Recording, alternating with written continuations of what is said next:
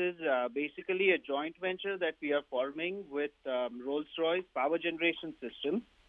And this is largely for building engines, which will go into multiple applications like power generation and also into the rail business. So what does this bring to the table for Force Motors, and can you give us a sense as to what is the timeline as to when this pact will exactly be concluded? So basically, as you're aware, Force Motors has been already working very closely with Mercedes and now also with BMW. And now we have added to our portfolio a very strong relationship with Rolls-Royce, forming a joint venture in India for building engines for both domestic and global requirements, which will go into multiple applications like railways and also power generation. And the timeline for this is we intend to have this joint venture up and running and into production by 2019. Mr. Firodia, thanks a lot for joining us on ET Now. Congratulations. This seems like a pretty meaningful development for the company. The stock is reacting very smartly in trade. In fact, it actually, if we go back a couple of years, ever since the Mercedes and BMW, related relationship came to your company has completely got re-rated, and probably that is the reason market believes that the Rolls-Royce agreement which is happening now is also very meaningful. Can you help us understand the overall scope of things which this relationship brings for you? What kind of scaling up opportunities lie, and what's the overall game plan with this additional relationship, a marquee client coming in with your company?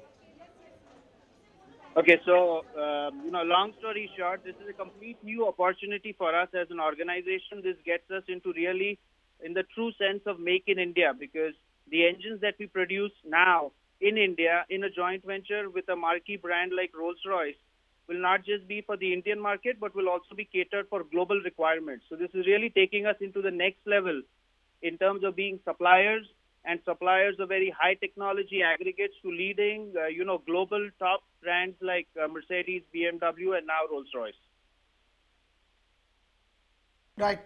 Sir, I just wanted to understand that, the way you're getting these orders or these tie-ups that are coming in, it also shows the capability of the company, how the company has developed in the last 3 or 4 years, which means that, more such orders, more such tie-ups could come in the future now that you have 3 big clients. Well, it's not that, the company was not built in the last 3 to 4 years. The company has been a very solid organization based on, very hardcore engineering and quality focus for the last now exists for now over 60 years. So it's, the efforts and the development that has gone over the last 60 years, which is now helping the company to acquire and get into completely new business lines and connect with international marquee brands though. Right. So right now, do you think it will be very difficult for you to give us an upside coming from this tie-up? Is it too early to start factoring that? It's too early for now. I think it's suffice to say that, after Mercedes, BMW, we have now a very strong relationship being formed with Rolls-Royce Power Systems for producing engines for not just domestic, but even global requirements. In fact, 5% right? and ticking, your stock is completely reacting to trade. In fact, over the last 5 years, the stock has gone up good 8-10 times. So that's the kind of re-rating which has happened. Do you think further re-rating of your company with additional, relationship like these can happen?